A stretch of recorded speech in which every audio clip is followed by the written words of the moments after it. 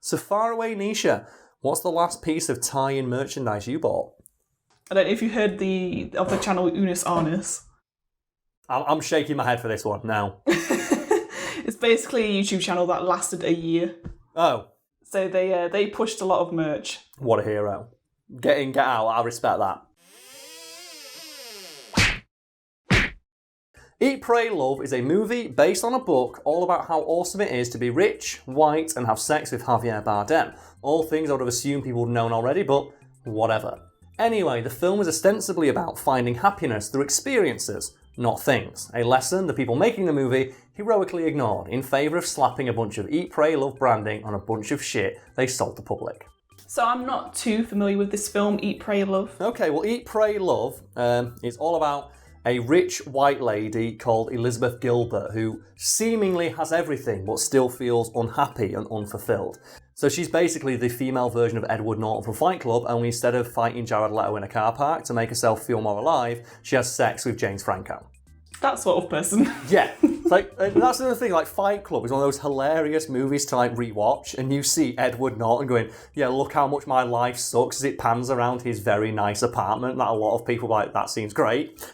The Klipsk personal office unit, the Hovertrack home Exerbike, or the Yohanneshav sofa with the string green stripe pattern. Oh, yeah, it's never enough. But it just shows, money doesn't buy happiness. It doesn't, but at the same time, that's something rich people fucking say. It really does help. So there's that great quote in there. It's like, money doesn't buy happiness, but I'd rather cry in a Ferrari. And Fight Club is an amazing example of that because it is supposed to be a piss take of those kinds of people, and so many people took it dead serious. Fight Club was written by a gay man as a deliberate takedown of toxic masculinity and the idea of men feeling like they need to just be violent to feel alive. And so many men watched it yeah, that's what we really need. And I feel Eat, Pray, Love exudes a similar kind of energy to that, where it's like some rich white lady going, yeah, I had it all, but I didn't feel like I had enough. It's like, oh, like we spoke before at the start of lockdown, we had them celebrities moaning about having to stay at home in the mansions all day. Yeah, I feel trapped. Poor you. Inside my 40-bedroom mansion. We're all in this together. No, we're not, fuck you. Or the phrase a gilded cage. It's like, oh, it might look like I'm happy, but really I'm trapped by my wealth. It's like, well, I'll have it then. It's such just a ridiculously privileged thing to say. It's like, you mentioned start of lockdown, what was it, all the celebrities did the Imagine video. Imagine a world with no possessions, from their 40-bedroom mansions. What have you got? What? Okay, so what happens in the film after she has sex with James Franco? Well, understandably, it goes poorly, and she realises that she can't find happiness in the arms of a man, and she breaks up with her husband, and she travels the world, and she goes to Italy, where she learns to appreciate food, eat. I believe she goes to India after that, where she discovers spiritualism. That's where she learns to pray. She finds a spiritual side. And she goes to Indonesia and fucks Javier Bardem. And that's where she learns to love again. And as you might imagine, folks at home, in recent years, critics have taken the book and the film to task because it's not really a big revelation to say travelling the world and having sex with incredibly hot men in exotic locales is something that can make you feel better. It's travelling the world completely guilt-free and just experiencing all the world has to offer and having sex with one of the sexiest men alive. Yeah, that's going to make anyone feel better. That's not really a revelation, is it? It's all I needed to do to find myself was take a year off work and have sex with Javier Bardem. Who knew? It's that easy. It's so easy. Just take a year off work and travel the world. It's not everyone can do that, Gilbert. And that's why it's so funny, isn't it? It's like those amazing articles that websites keep putting out of some rich trust fund knobhead saying, here's how I paid my mortgage off in 5 years. And you read it, it's well, my parents let me move into their house and sublet a house I inherited. And I'm so happy that just the general consensus is of people now is fuck that kind of thing. I don't care. Like the Imagine thing we mentioned earlier, where you can tell the celebrities doing that, this is really going to bring people together. Because in times like this, people need to hear from us, celebrities. And then the overwhelming response to it is go and fuck yourself, just donate money if you give a shit. It was that legendary interview with Bob Geldof about Live Aid. 'Cause back in the 80s, Live Aid was being raised lots of money, and then they tried to do it like 10 years later, 20 years later, 30 years later. And I think the most recent time they did it, you have Bob Geldof sitting there. It's like, it's really important that we get these celebrities in to draw attention to this plight. And someone just asks him straight up, well, you're saying this, but half the artists you've brought in don't pay their taxes, and he just walks out. And it's just, they sit him down and go, isn't it a bit hypocritical that all these celebrities are telling us that we need to do our part when they don't pay their taxes? And he just stands up and leaves. It's like, fuck you, Bob Geldof.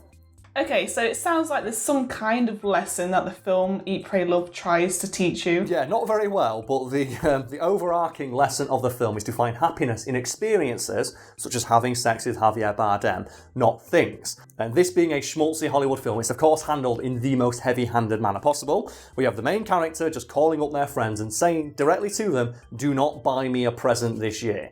For my birthday, give the money to a lady I met, who needs it more than I do. A cheaper, more lovely way to celebrate would be to make a donation to help a healer named Wayan Nuriyashi buy a house in Indonesia. Anisha, I think you'll agree the lesson there is pretty clear, yes? Yeah, give to the needy. Yeah. She's rich, she doesn't need stuff. And she's finding fulfillment in experiences, not things. The film studio, though, like, nah, fuck that. Let's sign a bunch of deals with a bunch of companies to hock a whole bunch of shit. Okay, so how many deals did the studio sign? According to one source, well in excess of 400 different products, which is very impressive when you realise none of those products had anything to do with the film.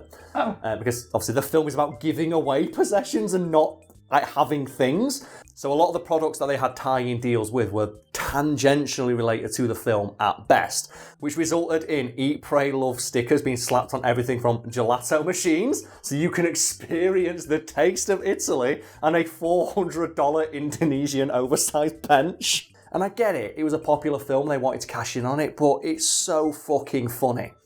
Like how hollow the message of the film and book rings when you see shit like candles and giant fake Buddhas with Eat, Pray, Love stickers on them.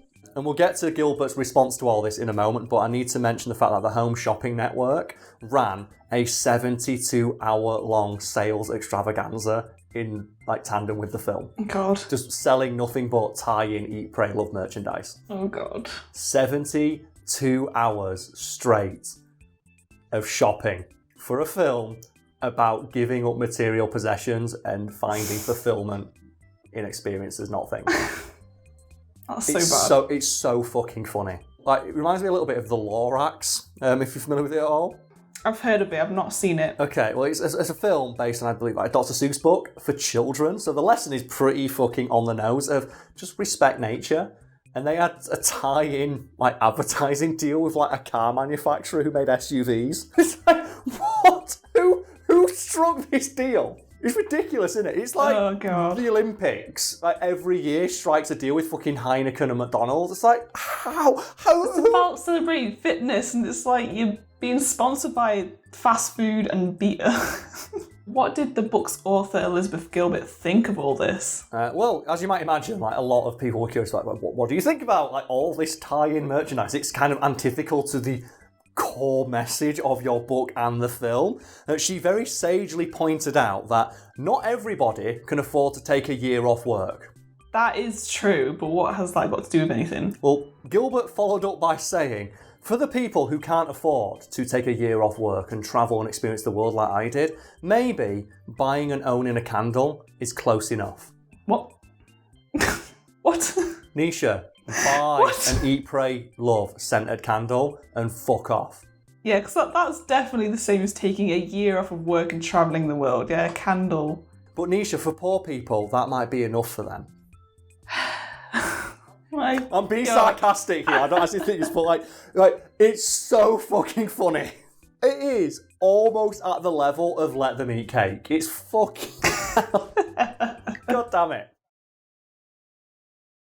On some level, I kind of respect Elizabeth Gilbert in that interview for just the sheer lack of fucks demonstrated. When she was asked point blank by an interviewer, how do you feel about the inherent hypocrisy of having tie-in merchandise for a film based on a book where the core message is that things do not provide fulfillment, experiences do, by saying point blank to the person's face, well, for people who can't afford to have those experiences, maybe buying things can like create an equivalent feeling. It's the literal opposite of what you're arguing in your book, and you're saying that for poor people is the best they can do. Oh my god. It's so fucking bad. It's like saying, oh, well, people who are poor just got to stay feeling unfulfilled and empty. So that's all they can do is just buy merchandise. The whole point of the book is that owning lots of things made her feel empty and unfulfilled. She realised how hollow her life was.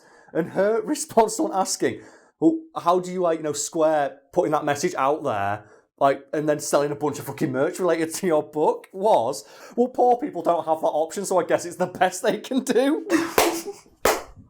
God. Fuck so you, bad. poor people. Again, you almost have to respect just how callous it is. Oh, yeah. Just the pragmatism of well, if you can't afford to do cool shit, fuck you. It is bordering on those scenes from cartoons where you see the character cutting out a picture of a steak from a magazine and eating that because it's the only way they can experience it. Oh, yeah. No.